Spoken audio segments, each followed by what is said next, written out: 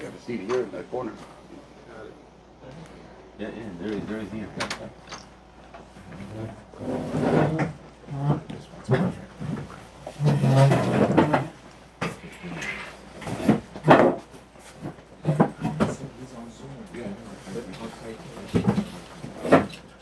Everybody's telephone is on vibrate. Recording in progress.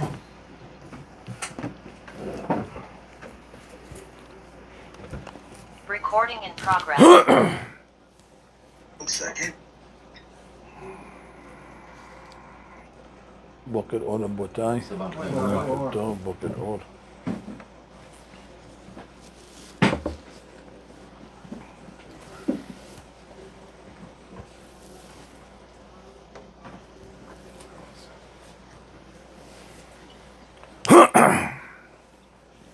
There's more cameras than people. Well,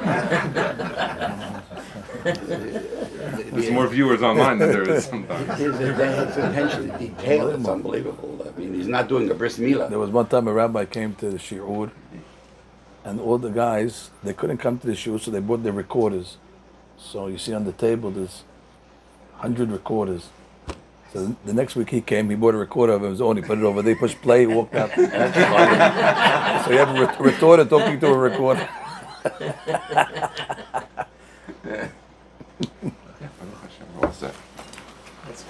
Ready, Ami? I can hear, Rabbi. You can hear? I don't know why I can't hear. Okay, that's weird. Let's see. Here? That's it, we'll do it. Let's see. It's because I'm on mute. It's hard to hear when I'm on mute. That's the technology there. Recording stopped. I was checking to see if my mute works. It works. Mute works. I wish I could mute some of the members, but that's another discussion. Recording in progress. Okay, Rabotai. Okay, Rabbi, we're good. All right, Boker Or Rabotai. We're in Parashat Teruma. And we're going to be in Mishkan-related parashiyot, practically to the end of the book of Shemot. Shemot is called Sefer HaGeulah. That's what the Ramban calls it. Sefer HaGeulah, for good reason. The primary event that takes up the first half of the book is the Exodus of Egypt, and which is the key. However, one may question then, what does Sefer HaGeulah have to do with the building of the Mishkan? I would have put it probably in the book of Vayikra. Vayikra is more korbanot, the technicalities of the service and things like that. Although it would make Vayikra much longer than it already is. I don't think they were doing it just to keep the Sefarim, equally balanced. No difference how long a Sefer is. The Sefer Torah has the same weight, no matter how you. So then the question then is, what is it doing here? And the Mefarshim explain is because the Ramban says this in his Hakdama. Very important Hakdama of the Ramban to Sefer Shemot. He says the Geulah is not complete until we return back to the way it was in the times of the Avot. That means we had, a period of time of Abraham, Yitzhak, and Yaakov, and the Imahot, and that was considered, the Gan Eden. That was the best time for the Jewish people. Not too many Jewish people. Maybe that's why it was the best time. But the point is that, the homes of the Avot were considered Merkabah Shekhinah. You went into Abraham's house and you saw miracles on a daily basis. So Sarah would bake the challah on Friday without using preservatives. And you came a week later and the challah is still fresh and it's still moist and maybe it was still even warm. Now that's an open miracle. She would light the Nerot Shabbat on Friday, and you came a week later and you had Nes Hanukkah, the Nerot are still lit. And if you walked by Avraham Avinu's home, you would see a cloud of glory over the house. And that's what HaKadosh Baruch Hu wants. He wants people to live a lifestyle where he can be resting in their homes. HaKadosh Baruch Hu created the world not so he could be upstairs and we could be downstairs. He wants the people to create an abode for God to rest amongst us. Like the Midrash writes, שהקדוש ברוך הוא מתאווה להיות לו דירה בתחתונים. Borei Olam craves that he should have a dwelling, that he should have occupancy, betachtonim. To live with the angels, it's easy to live with the angels. They didn't do anything to deserve it. Angels are angels, To live with the shamayim, that's no chokhmah. But to turn earth into shamayim, that's what HaKadosh Baruch Hu desires. And until Avraham Avinu came, nobody was really able to make the world a suitable and habitable place for the Shekhinah. As a matter of fact, until Avraham, all the world was doing actually was chasing HaKadosh Baruch Hu away from the world. When God created Adam, he was there. God was walking with Adam Rishon in Gan Eden. But then as the generations regressed, as we call it degeneration, they were degenerates. Every single subsequent generation would happen. Borei Olam said, I got to go back upstairs. And he went one level at a time until by the time you got to Avraham Avinu's generation, the Rambam writes, it was almost over. There was no spirituality left in the world, and Borei Olam was back on the in heaven, and the purpose of the world was undone. Again, Hashem made the world why? In order that we should make a place that's fit for HaKadosh Baruch Hu to live. Nobody was fulfilling that purpose until Avraham Avinu came. And Avraham Avinu turned the elevator from going up to going down.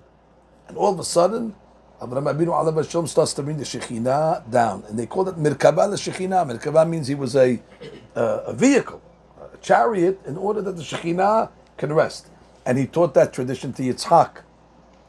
When Yitzhak Avinu went into the tent with Rivka Imenu, the Pasuk says he had consolation. What was his consolation? He saw all the miracles that happened in his mother's tent happened in his new wife's tent, Rivka's tent. And the same thing with Yaakov Avinu and the Imahot.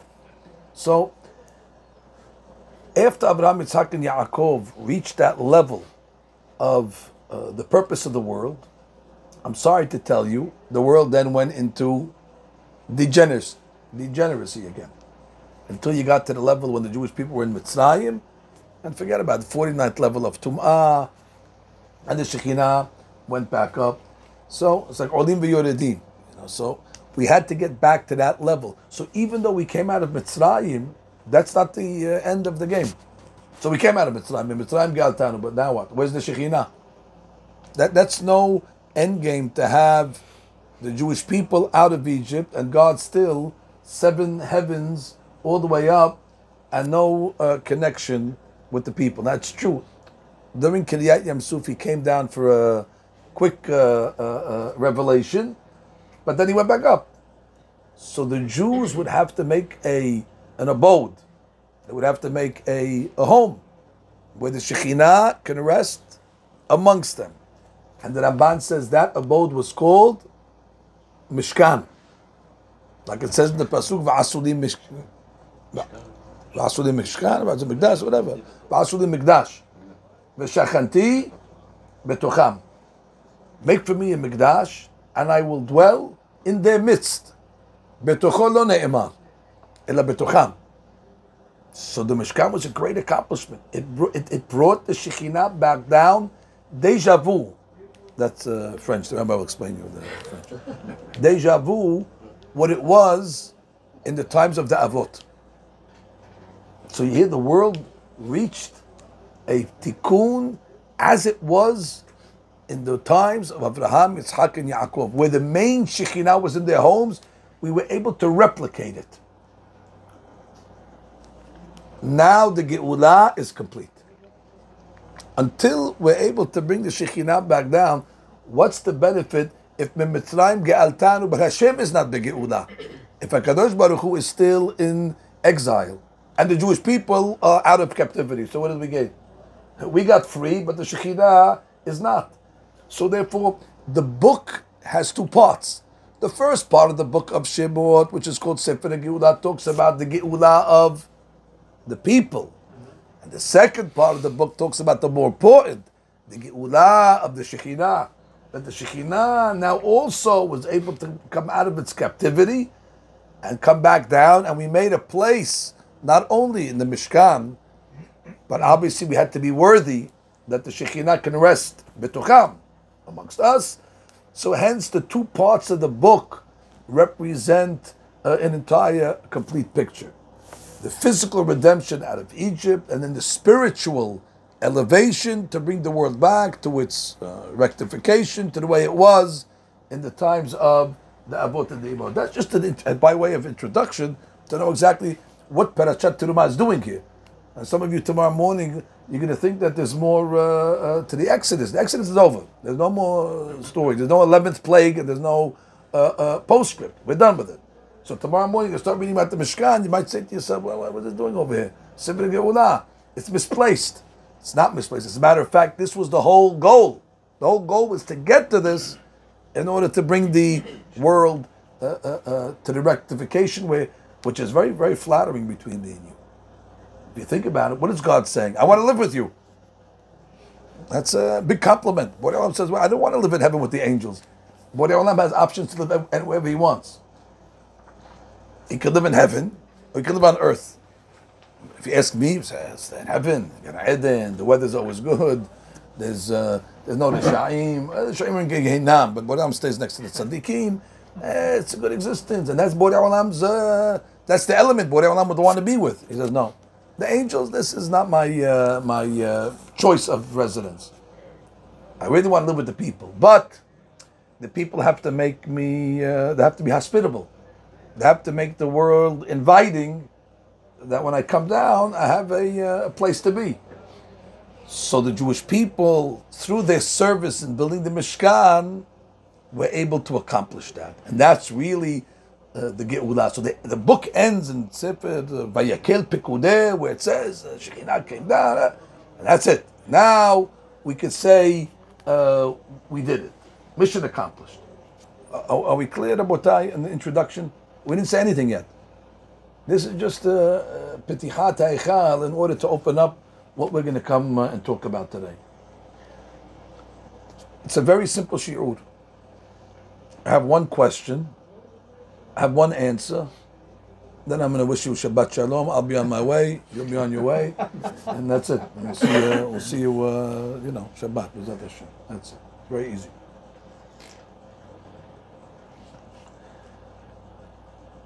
Here's my question. I just explained to you the goal. The goal was V'asuli Mikdash V'shachanti B'tocham. That's the goal that we're trying to accomplish in the next 4 parashiot. Teruma, Tetzaveh, Vayakel, Pekudeh. And that's the tachlit. That's the goal and the purpose of the Exodus. And that's been the goal since the time God created the world. If you look in God's office in heaven, the mission statement. You go to an office, outside the business, they have a mission statement. So all the workers, when they come in, they know exactly what they're supposed to do.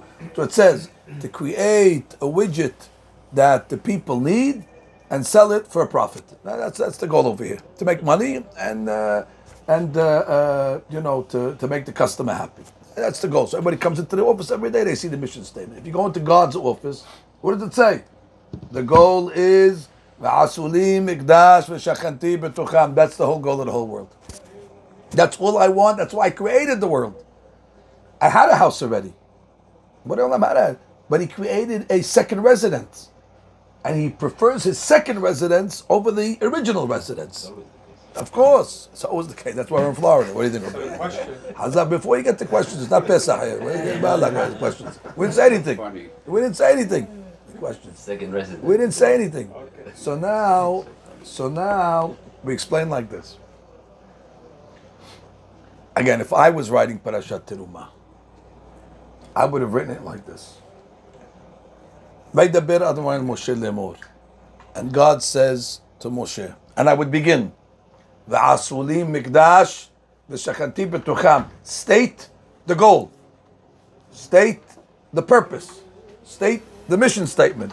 Rabotai, we are now involved in a project, in the initiative, one of the most grand and one of the most lofty initiatives ever embarked as a people, and that is we're trying to bring the world back to the way it was in the times of the Avot, and that's the goal. And then the question is, how do we get to that? Then I would say, you have to take donations, and we have to collect some money, you collect some gold, you collect some silver, and we're going to build this mishkan. But why does the parasha begin? Take donations. That's not the goal, to take donations. The taking of the donations is a means to get the Vasub. So when the Torah is introducing the Mishkan, it should tell me the objective. Speak to the people, Daber b'nei Yisrael, and here's the goal. Next pasuk, how are we going to get there? Oh, we're going to need some gold, we're going to need some silver, we're going to need some nechoshet, we're going to need some contributions, we're going to need some handiwork, we're going to need some volunteers. Instead, what does the Torah say? Speak to the people and tell them, this is what we need. We need money. Okay, that's an old speech, that's old derash. And then after we need the money, they say, oh, by the way, let me tell you why we need the money. Let me make it simple so I can speak English. If I'm getting up to make an appeal, and I come along and I say, Rabotai, we need money, we need dollars, we need shekalim, we need pesos, we need dinarim, we need riyal, we need all currencies. And I'm talking for 15 minutes on all the currencies we need. And people say, what is he collecting for? What is he collecting for? What's the... And then at the end, the last minute, oh, Rabotai, I'm trying to build a mishkan. Well, he went backwards. He should start with Rabotai, we have a great project. Project Mishkan. Project Mishkan Dibuducham. To that end, we're going to need kesef, zahav, kesef. Is it clear, the question?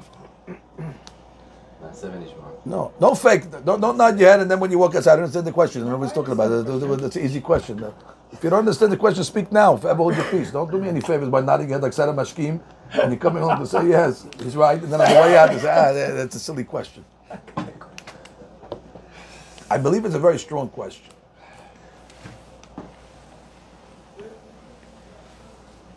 So let's begin the analysis. So the first item in the Mishkan, of course, is the Aron. We start with the Aron. The Aron is the Ark. If you go to Perek Chafeh, Pasuk Yud, V'asu Aron, Aseh Shittim. And the Ramban points out that when it comes to all the other vessels in the Mishkan, it's written in singular. V'asita, v'asita, v'asita. When it comes to the Aron, v'asu. V'asu is plural, which means the Aron becomes over here a group effort. And the Ramban's Lashon is, Yahzor el bnei Yisrael, v'asu is to the people.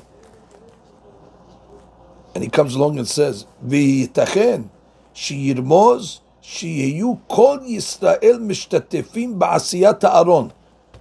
When it comes to the Aron, exactly, you need full participation by the entirety of the people. Something that you don't need by the other items. By the other items, even the Mizbeach, the Menorah, the Kirashim and all that, you could commission one or two people, that's your job. Report back to us. You make a subcommittee. When the Kirashim are ready, when they're plated, when they're fixed, we're going to go to Moshe for quality control. We'll look at them, see if they're made to the spec, to proper the size, and so on, and we move on. When it comes to the Aron, that's already what we call a group effort. So he says, "Ba'avur shehu kadosh mishkene alyon." That's the main item. That's the main piece of furniture of the Bet Mikdash. V'sheyizku kulam laTorah. since the Aron represents Torah, and Torah is not something that belongs to an individual, belongs to the people. So for the people, in order to merit to have the zichut of the Torah, so they have to be connected. וכן אמרו במדרש רבה, מפני מה בכל הכלים כתוב ועשית? Why, when it comes to all the other vessels, it says ועשית? ובארון כתיב ועשו. אמר רבי יהודה ברבי שלום, אמר הקדוש ברוך הוא, יבואו הכל ויתעסקו בארון. Let everybody come and participate with the construction of the Aron, שיזכו לתורה. You know, they should merit what the Aron represents. And Aron represents Torah. Rabbi Bachya points out that why is it called an Aron?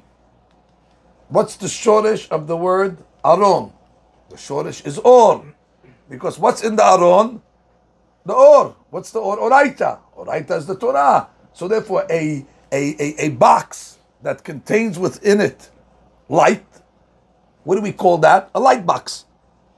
Not the light box that your wives check the lettuce for bugs. That's a different type of light box. The Aron is the real original light box that actually is containing inside of it the Aron, the Edut, the Oraita, the Torah Kedusha. Then he comes along and he says, how is it going to be possible that everybody's going to participate in the Aron? How is it just physically possible? So the man gives three ways. Va'esek שיתנדב כל אחד כלי זהב אחד לארון. First of all, everybody has to make a donation. Interesting. When it came to all the other items, it was volunteer, and everybody could donate to what they want to donate. But when they went to collect, they said, make sure you give a little piece of gold, so you're part of the Aron. Or let's say God doesn't have gold, he doesn't have money. יעזור לבצלאל. When you see Bezalel building the Mishkan, walk up to him and say, listen, I want to, give me a job. Go, I want to help. It means physically. And thirdly, how many people, 600,000 people are going to help Bezalel? Then it doesn't become a help anymore. It becomes a distraction. It becomes interference. Oh, sheyichavenu ledavar. Amazing. The Ramban says even the Kavanah, that even at the time that they were building the Aron, if the people's intent, if their minds were focused to the Aron, so exactly, that's enough. It's a tremendous hadush. So there's three ways that Ramban says the people participated collectively. Either with their physical gold donations, either with their physical help to Betzalel, or mentally. When they were building the Aron, the people's minds were on Aron. If you came to somebody during the time they were building the Aron, he tells me, no, don't interrupt me now. My mind's on the Aron. Tomorrow. Now we're thinking about the Aron. Why? Ba'asu. What does this teach us, Rabotai? The key item of the whole Mishkan was the Aron. Because the Aron represents Torah. So we have to focus primarily today on the Aron. What do we notice? We notice an anomaly that exists by the Aron that doesn't exist by any of the other kelim. And that is, Asita Aron Aseh Shittim. And now the Torah gives us the measurements. Amatayim v'chetzi orko, ve'ama v'chetzi ruchbo, ve'ama v'chetzi komato. So the measurements are 2.5 by 1.5 by 1.5. And what do all the measurements have in common? Half. No other vessel in the Mishkan has all half measurements. The Shulchan has a half measurement, but the rest of the measurements are whole measurements. So we can even learn from the measurements, Hidushim. That shows you how deep the Torah is.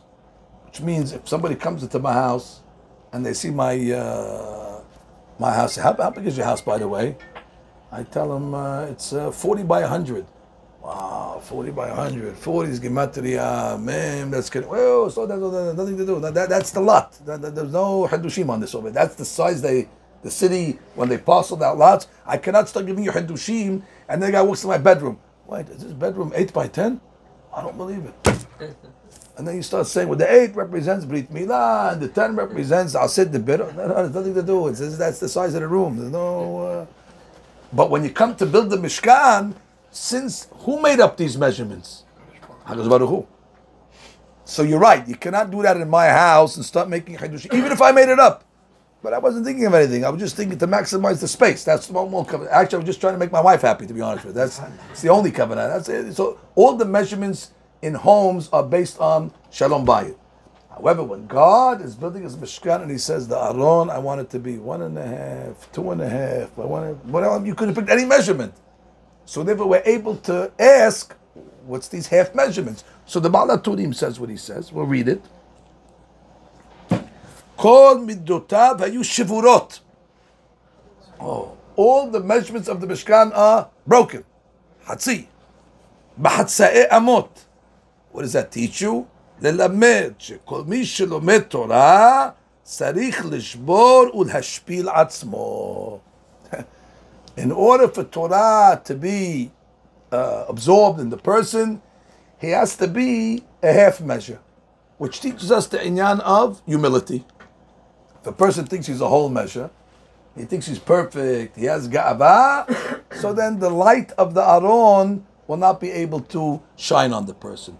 And therefore the measurements of the Aron are teaching you one of the qualities that are needed as a prerequisite in order that the knowledge that's in the Aron will be able to be absorbed in the person's mind. And what is that? Hatzi, hatzi, hatzi. Anava. We know that already. One of the 48 ways to acquire Torah is humility, which is a key thing. And we know Moshe Rabbeinu was the most humble of all men. That's why he was the greatest of all men. There's a direct correlation between Moshe's excessive humility and Moshe's excessive greatness in Torah. You could draw a corollary. There was a connection. And the more humble, the more great. And there was one rabbi in the Gemara, it says, Rabbi Yoshua ben Hananiah, he was uncomely.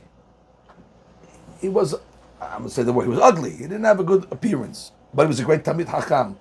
And he said, somebody once asked him, one of the princess asked him, Chokhmah mefu'eret, bechli mecho'ar, you have such glorious wisdom in such an ugly vessel. So he said, if I would be uglier, I would be even more smarter. Which means, and if the rabbis over there who are handsome, if they would be more uncomely, what's the explanation? Because they're humble. So therefore there's an inyan of humility and Torah. That's a simple explanation of Baal HaTurim. So far so good? I'm going to tell you when we start. We didn't start yet. This is all preparing for the derash. But you see, some people, they get right to the... When you have deal, let me teach you how to give a derash. When you tell a story, you don't go right to the punchline. You make a derash, you give a story, you go over here, you go over there. So you make it rich, so the people get their money's worth. And then, when they're already thirsty and you're getting their attention, then you start to give them the... some people, they come to tell the joke, they give the punchline right away. Well, you ruin the whole item. So you shouldn't say, hey, the guy's talking for 20 minutes and he didn't say anything yet, which means he didn't give us the item yet. No, this is all... When you go to a restaurant, they bring out the steak first. No, they bring out the salad, they bring out some soup. And I'm a big steak guy. Yeah, no, the steak's coming. Of course, you have to pace yourself. But they always bring out to whet your appetite. So that's what we do in Derash as well. That's just for the guys who are interested in knowing the style. Look at the Kli Yakar. I'm not going to read it to you now, but the Shabbat is long. This week the Shabbat is at least 25 hours. Go read the Kli Yakar over Shabbat. And you're going to see over here, he brings the Mazim on all the measurements and the configuration of the Aron. Ayin Sham. Kli Yakar. It's a good homework. But we came today to bring to your attention what a rabbi that's called Zera Kodesh said. There was a rabbi, the Admor Mirovshitz, one of the Hasidic masters. He wrote a sefer called Zera Kodesh. And he weighs in on the Aron, its half measurements, the collectiveness of it, the asu, and why does it come first before everything else? So I'm going to explain to you what he says. He says like this. what does HaKadosh Baruch Hu want from the people? Why didn't he just create us in heaven and we go straight up to heaven? Why aren't there no direct flights from Kisei HaKavod to Gan Eden? Why do you have to make a stopover, a long stopover, in Olam Hazeh, and then go back up? It's a V. You go back, up, down, and then you go back up. Why not? Why can't it be a straight line? So he explains that, listen, because Borei Olam, he puts the person into a world of tests, of nisyonot, and he gives the person weaknesses and handicaps and things that he has to struggle with, because there's no greater item that a Kadosh Baruch Hu has pleasure in, and when a person breaks himself, when a person is able to overcome his desire and break his tendencies to Borei Olam, because why is he doing that? He's doing it for God. And that's the hardest thing for a person to do. The easiest thing for a person to do is act like he was born. Person's born with a short fuse, so therefore the easiest thing for him to do is get angry every day. And when somebody comes and says, why are you always getting angry? That's where I was born. Why is a man with black skin have black skin? Can a leopard change his hide? Of course not. So therefore, a person thinks that he's born a miser. A person's born with ga'ava. A person's born with a love of money. A person has a desire for women. These are all natural things. People have the desires. A person has Yetzer Hara. But the goal is, and the belief is, you could break it. You have to know that. And that's what Borei Olam wants. He created us with imperfections, with the specific intent to give you the ability to break your imperfection and break the thing that's the greatest test to you, your greatest weakness, can become the greatest gift you can give to God. Says the Sefer Ha'inuk. Where do we learn this from? Borei Olam created us, men I'm talking about now, with a foreskin, the orla. So what happens on the 8th day? We have a brit.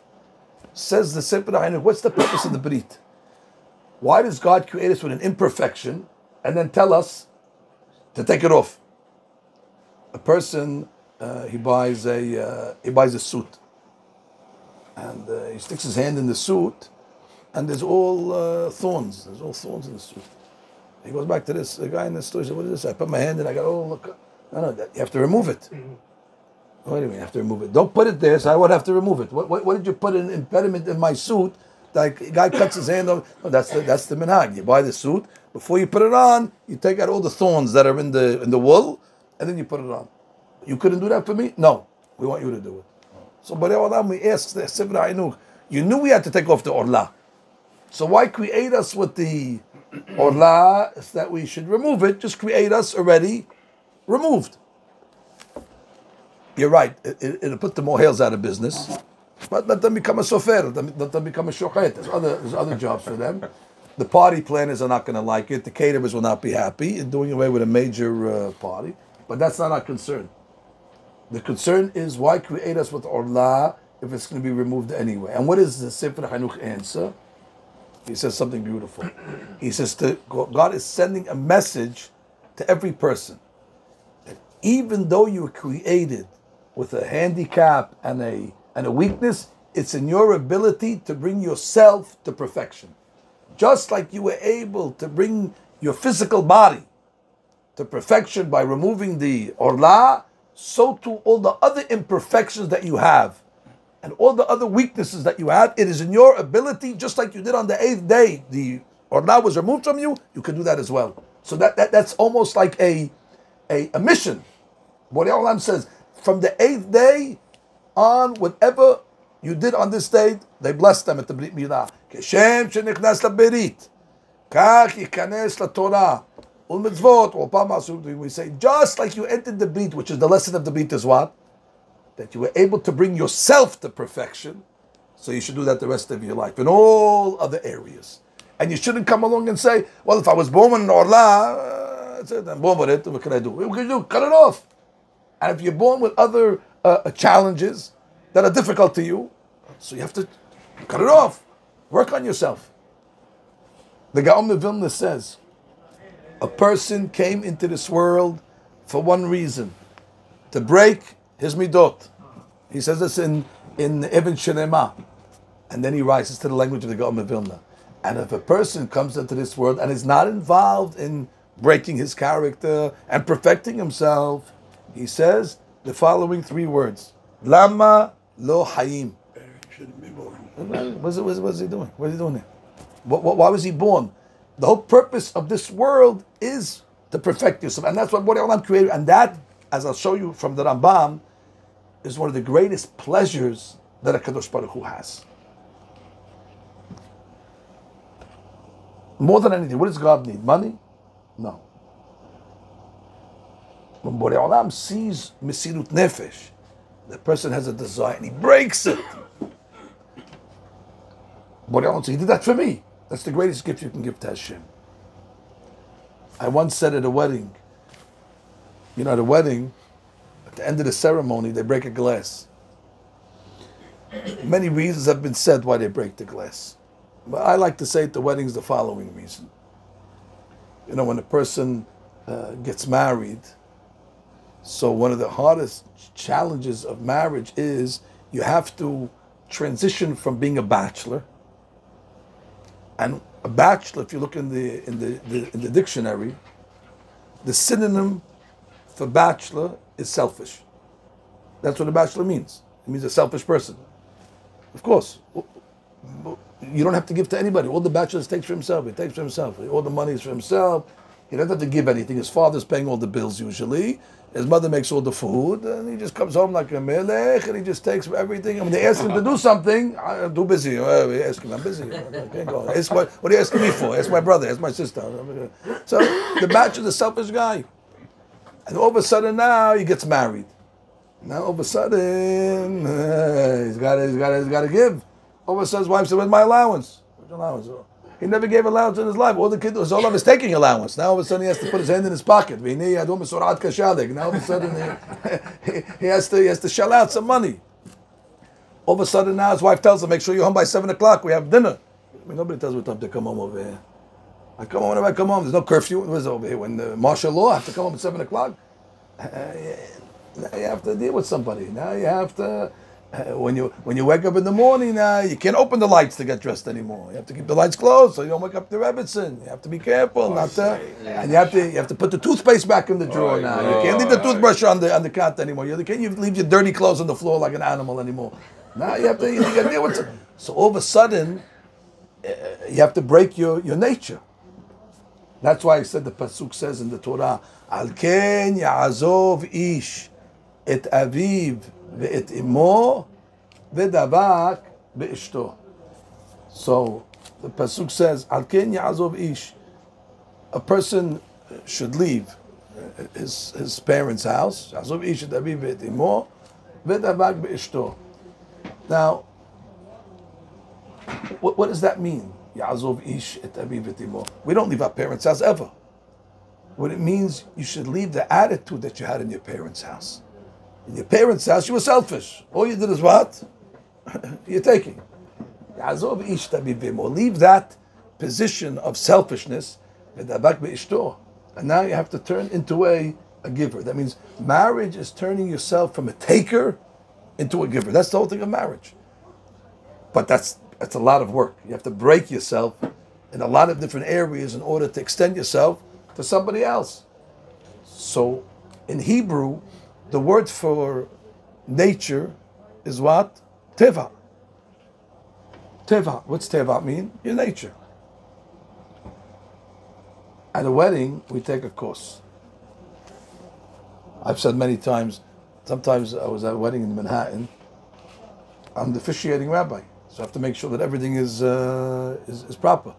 The officiating rabbi is like the pilot in the cockpit. He has to make sure that everything is good. He's not just there to make a beracha.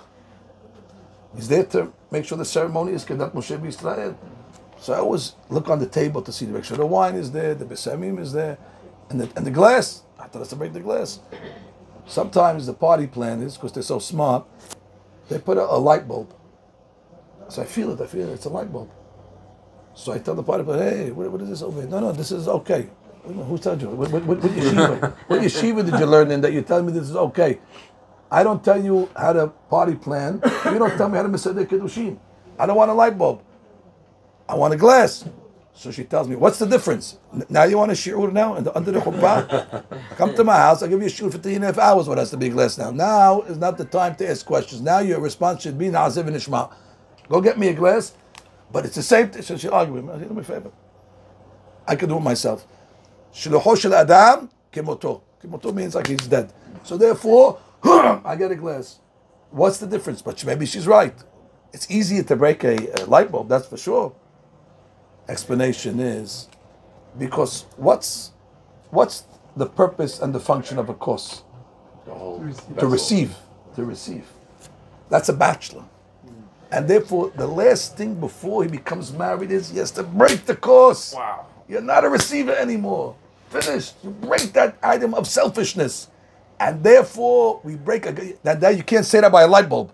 On the contrary, a light bulb is purpose to give. So if you're going to break a light bulb, you're breaking the selflessness. You're doing the opposite. And kos is 86, and the word teva is 86. To teach the person to break your teva, you're breaking the kos. Kos gematria teva. We're telling the hatan that's the purpose of marriage. That you have to work on yourself now, and usually if you start by the time you get married, usually it's too late. Usually you have to start working, much before in order to prepare yourself for those moments. And that's what Borei Olam desires, and that's what's the first mitzvah in the Torah, to get married, because that's the whole purpose of the world. Break us on through marriage. It's a great exercise and training to overcome your weaknesses. So if that's the case, says the Zerach Kodesh. This is beautiful. He writes, "V'asu Aaron aseh shitim." The word shitim. Shitim is wood, acacia wood. Huh? Okay, it's not too bishvat. What do you care? So now the explanation is like this. Says the Rav, the whole goal of learning Torah and studying Torah and connecting yourselves to Torah, because Torah is the force that's able to break the nature. If you think you're going to do this alone by reading some self-help book, guy's going to go to Barnes and Nobles, and you're going to read all these secular books, self-help, how to overcome. If it doesn't have Torah in it, it's not going to work. Barati yetzer hara, barati lo Torah tevalin. Don't look for new, secular or synthetic substitutes for the Torah. There's only one method here. Now, the Gemara says, if the yetzer hara is made out of rock, nimawah. What does that mean? Even if the he's so set in his ways, like a rock, you can't change the guy. Guy's like he's hard as a rock. The guy, you can't move him. You're right. Take some Torah, pour it on it, and all of a sudden you see nimawah. The guy becomes soft. As we see, the people that start to learn Torah, they transform, they change. But if you think that no, I'll just do some, Dale Carnegie, I'll read a book. And I read another book from some other guy that's an inspirational speaker, and another guy that has some good ideas. He speaks at the conventions and at different type of business motivational gatherings. You wasting your time, no more time. Barati yetzer hara, barati Torah tevalin. God says, I created the yetzer hara. You're going to tell me how to get rid of him? I'm the manufacturer. So who knows better than the manufacturer? God forbid. One time, the Israelis, they went after this guy, Mash'al. They went into Lebanon, wherever they went, and they tried to kill him. They put poison in his ear.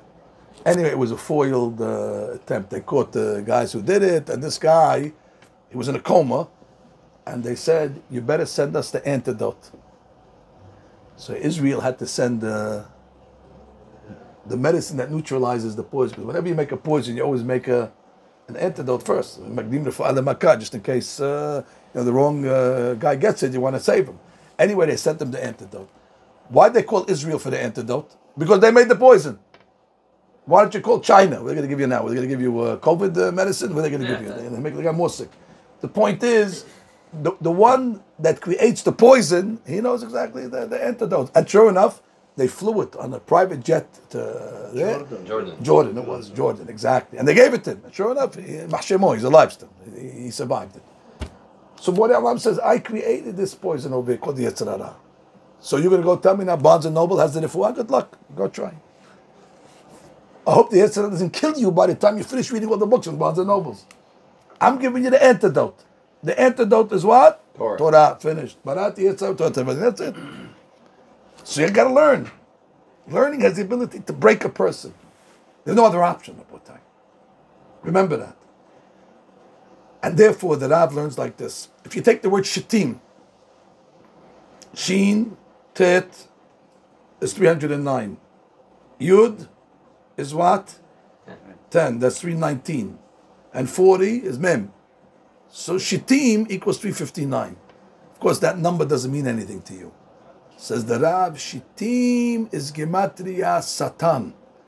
Oh, Shittim is Gematria Satan. And you know why we call the Satan Shittim?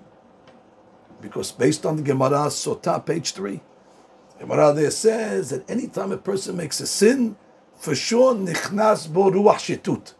It's temporary insanity. To rebel against God, it's ruach shtut. So therefore, anybody that's involved in Avera is involved in Maaseh Shittim. You're involved in Shtut. So therefore, the Satan is also 359. Satan, Sin, Tet, Nun. Satan, Gematria, Shittim, because Maaseh Satan is Maaseh Shitut. But what's the advice? So he says, how do you say advice in Hebrew? Hazak Baruch. So therefore you say Eitzah. So it says, V'asu Aron. Make for yourself an Aron. What's the Aron? That's the light box that holds the Torah. And you know what the Aron really is? Atzeh. It's the Eitzah. It's the advice. Shittim. Atzeh Shittim. It's the advice to overcome Maaseh Shtut of the Yetzer Hara. Atzeh Shittim. That's the depth of Atzeh Shittim. You learned Atzeh Shittim, a piece of wood. Okay, good luck. With no fruits. With no fruit. Hazak Baruch. But now we're learning Atzeh Shittim differently from the Zera Kodesh. Atzeh Shittim, it's Eitzah. Listen, somebody comes to the Rabbi, my Yetzer Hara is taken over. I don't know what to do. I need Eitzah. Atzeh Shittim? Yes, I need Atzeh Shittim. I need Atzeh Shittim. And the answer is V'asu Aron. V'asu Aron. Make for yourself. And this is something everybody must do. There's nobody that can come in the world and say, Baruch Hashem, I'm perfect. You had a Brit Milah? Yes, you're not perfect. Now the guy said, I was born Mahul. Okay, maybe the guy was born Mahul. We have to deal with that guy over there. That's a rare case over there. But even that guy needs Hatafat Dam. You got to do something. So therefore, why do you need the Torah? So look what he says. All the midot of the Aron are what? Broken. What is a midah? A measurement. But what is also a midah? Character. Exactly. And therefore it's teaching you the only way to break your midot, broken midot, you have to break yourself. The only way to break yourself is V'asu Aron. That's the Atzeh Shittim. And what will the accomplishment be? Amatayim b'chetzi orko, ama b'chetzi ruchbo, ama b'chetzi kumato. It'll have the ability to break your midot. To break the glass at the wedding. It'll shatter your midot. You'll be able to change. That means the only way to reach transformation, to become different, which is Shavirat HaMidot, which the Gomer Vilna said, if you're not involved in that, you're involved in nothing, is the Aron. So that's why it comes first to Aron, because that's the goal. If you're not involved in this, so what are you doing? A guy once came to the shiur of Rabbi Yehuda Ades. Oh, it's late already. We got time. You're making the case for You everybody. have time, I have to go. What do you have time? I came to Florida. No, I came to babysit you the whole day now. I came to babysit. You're making the case for everybody Have a time over participating here. in the market. Now watch. I came to babysit. So now, the explanation over here is, so the guy, Rabbi Ades, was giving a shiur on Ka'as. Anger. So a 75-year-old guy came after him and said, this shiur doesn't talk to me. Why not? He said, because I'm a Ka'asan. It means so it should talk to you more than anybody. No. I was born that way. So Rabbi Adis said, what a shame. The guy doesn't know. 75 years, he thought because his father was angry and his grandfather was angry, he's from the Shevet HaKasanim, he thought that he's predisposed. He says, Havad, the guy didn't realize he could change.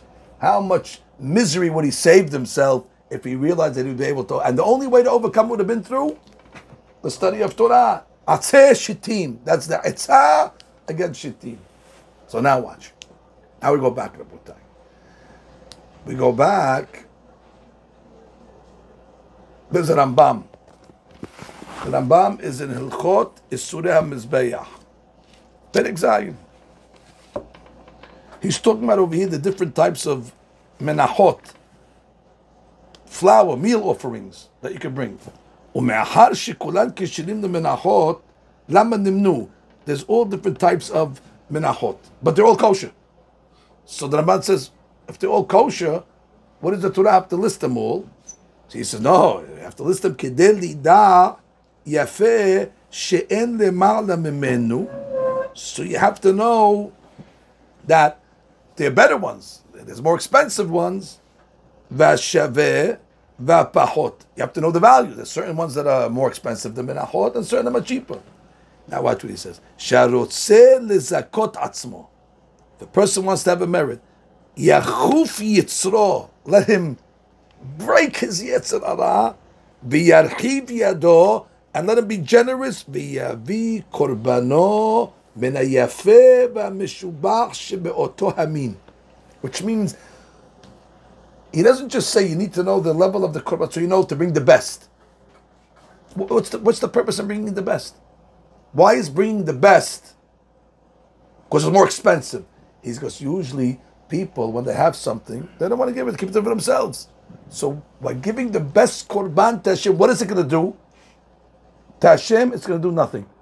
Trust me, Hashem doesn't care if you give him a fat animal or you give him a couple of grains of flour. To Hashem is the same thing. Hashem owns the whole world. He cares if he gets a big animal or a small.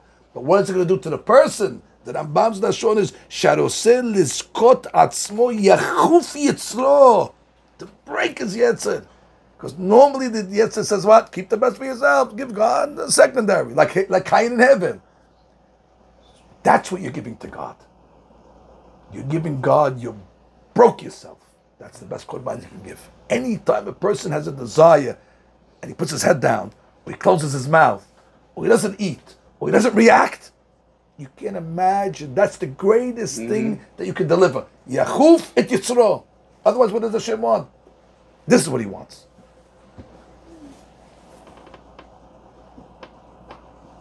Now we go back to the original question.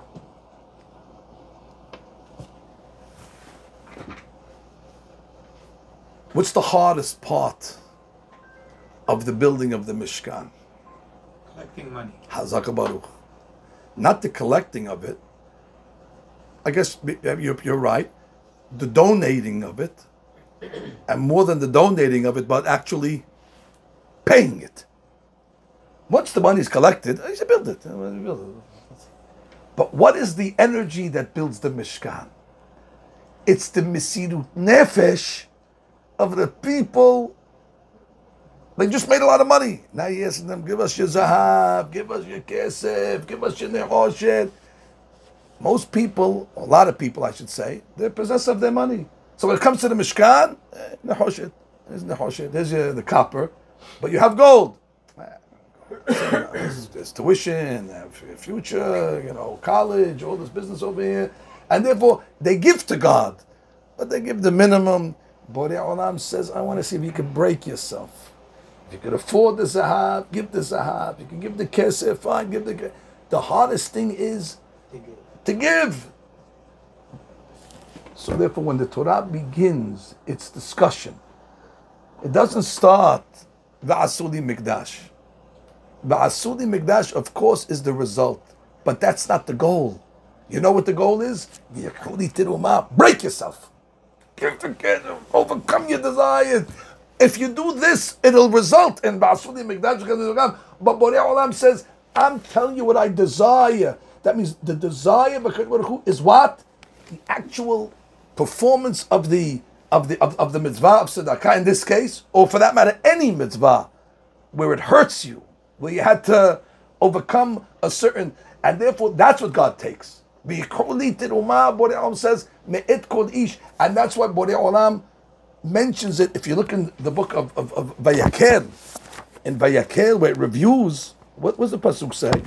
In Vayakel it says, Vayakel Moshe et kol adat bnei Yisrael, and he tells them, Zeh hadavar shetase ki'um me'etechem teruma, kol nediv lev yevieha, zahab v'chesed v'choshet v'chelev v'argaman, orot elim odamim shemen la'maor besamim. Nowhere over here does it say v'asur l'mikdash. In Vayakel it's telling you that was the objective. The objective was to see if the people were able to break their materialistic desires, their physical pleasures, and to give even if it hurt. That's what that's what we receive now. If you do that, of course, the result is going to be the but what did Borei Olam crave in this whole exercise of the building of the Mishkan? The process. The process is the key. My question originally was, just tell us about the end. I thought originally process is not purposeful. The process is just to get there. But now you're learning the journey as well is what Hashem desires. I'm saying again to make it clear. My question was on a wrong premise. My question was based on, what are you wasting your time on the journey for? The purpose is V'asuli Mikdash, so collecting the money is just the way you get there. No. It's a means within itself. The means within itself. Borei Olam saw the people that just came out of Mitzrayim and they were working on their madregot and they were overcoming this. That's why, for example, the Orahim HaKadosh, when he lists, he says the Torah lists Zahav, Kesef, Nechoshet. It lists, I don't know how many, 15 or 16 different. 13. Or 13, I didn't count. 15. Some people say 15, some people say 13. Okay, so there's inflation. But the point is, if you look at the list, the last item on the list is what? Abnei Shoham. The stones. Yes. So Rahim HaKadosh asks, why is that the last on the list? So he comes along and he says something beautiful. Look what he writes. According to what it says in Yomah 75, where did the Abnei Shoham come from, these rocks? Where did they get these special stones? It says the clouds somehow brought these stones from a remote area and it rained these stones. That's in those days before Amazon. They had the clouds. The clouds would deliver a material, just like the clouds delivered the man. So they needed these stones. But they needed it for the Mishkan. Where are you going to get it from? So the Ananim came. So he says, Imken, Mishulchan Gabo ayu mevi'im, Belo Torah v'yigi'ah. There was no Torah. There was no exertion. They didn't have to work to give it. And therefore, put that the last on the list. It might have been the most precious, but since it didn't take any effort, and where was it coming from? It was coming from heaven. Nobody was out of pocket. It wasn't like somebody had to go to their bank and take money that they had. They didn't go into their jewelry box and have to take their jewelry. It was a windfall. It came from heaven. And okay, anyway, we didn't take it yet into our possession. Come on, take it. What Kadosh says, the most expensive of all the items was the least important. Because it's not the item. What's what I'm looking for? What we said today. The effort. He's looking for the person to break his desire, for the Hatzi Midah. And therefore, the item that had the easiest donation to give is the least significant. And the donation that's the hardest to give is the most significant. That's why the Baal HaTurim says, and we'll conclude with this. Pasuk writes, Zahav v'chesef u'nchoshet. And the rabbis learn that there's 3 levels in people that give tzedakah. One guy's a gold. Ever see in the journal, the gold guy? Gold, $5,000. And in kesef is $2,600. And then Nehoshet is the guy in the back, one line, $26. They he put his business card over there. Nehoshet, fine. So now the Balaturim says there's 3 types of givers. One guy, he gives when he's healthy. That guy we call him Zahav. Zeh hanoten bari. There's another guy, when he's healthy, he doesn't give. When he starts to get sick, God forbid, or he starts to see things are getting dangerous, so they tell him, oh, sakana, give Rabbi Meir Balanes, give the rabbi, call el Chatzon, kesef, rashit tevot, kishiro'eh sakana potayah. And then there's another guy, even the sakana, he don't care, he's not giving nothing. Only when he's on his own deathbed. He can't even give himself, he has to tell other people to give. Nehoshet, netinat holeh she'omer tenu. The giving of a sick man that says to other people to give. Now, I always understood that the reason why it's a lower level is the following. When a guy's giving when he's sick, why is he giving? Exactly. Ustakat tatzim in mavet. Ustakat tatzim in mavet. So that's not. That's really self-preservation. It's not giving; it's taking. Exactly. They tell him if you give, you're gonna. So therefore, quid pro quo. Quid pro quo. Guy's getting something. Of course, you're gonna give. Shalom says, "What won't the person give to save his life?" So therefore, it's a giving, but actually you're putting from one pocket to put in the other pocket. You're giving the tzedakah so you can live, so you can make more money. So really, that's not a misirun nemesh. But who's the best giver? He's healthy. So what's motivating him to give? He has all the money. He doesn't need any reason for it. He doesn't need stakat tatzim mavet. He doesn't have any sakana. Everything is. What's the motivation then? That's the hardest to give. When you don't have just give for what? Usually a guy gives me a check for kol hatzot. There's 42 refuah shlema. He gave me a whole grocery list. He gave me instructions. For $52, I have 52 instructions. So therefore, okay, very good. But what motivated? Another guy gives me $1,000. What is this for? Nothing. What do you mean nothing? Just give it to kol hatzot. What do you want for it? I want nothing for it. Baruch Hashem, I'm happy. I'm successful. I'm doing it. Wow, that you have to break yourself to give the money, even though you're getting nothing in return. That's why he's zahav, because there's no ulterior motives behind this giving. That's much harder giving. It's much easier to give. It's much easier for us to give at a Chinese auction where I can win. So I like that type of tzedakah. I'll give me a raffle ticket. I buy a raffle. Give me 100 raffles because there's a chance I can win $10,000. Even if I don't win, but at least listen. Not every stock you win money also, but it's an investment. But just to give, where's my name? How big are the letters going to be? What's the what's the plaque? I'm not saying you shouldn't give in those situations, of course. But if we're talking about a gold giver is somebody that doesn't. I'm going because Hashem wants me to give, and it's the hardest to give like that. Where you're getting nothing back. You're getting nothing back, and you really didn't have to give for your own person. You're just giving for the other guy, so he can have a benefit. You take nothing in return. Borei Olam says that's a giving. That's a tzedakah. That's gold. And that's why the Parashat begins not with the result, with the process, with the journey, because that's the whole goal. And don't think that this doesn't apply to us, because you're going to say, well, it's a shame because we don't have a Mishkan today. Look how, at the end of the construction, what does the Pasuk say? Asuli Mikdash, Kechol Asher Ani Mareh Otecha, whatever I'm showing you, Et Tavnit HaMishkan, Et Tavnit Kol Kelam, all the structures that I showed you, and the measurements and all the construction, V'chen Ta'asu. You should do it. Rashi says, V'chen Ta'asu Ledorot. Ledorot. Ledorot means, whatever I just told you, you should do it for the generations.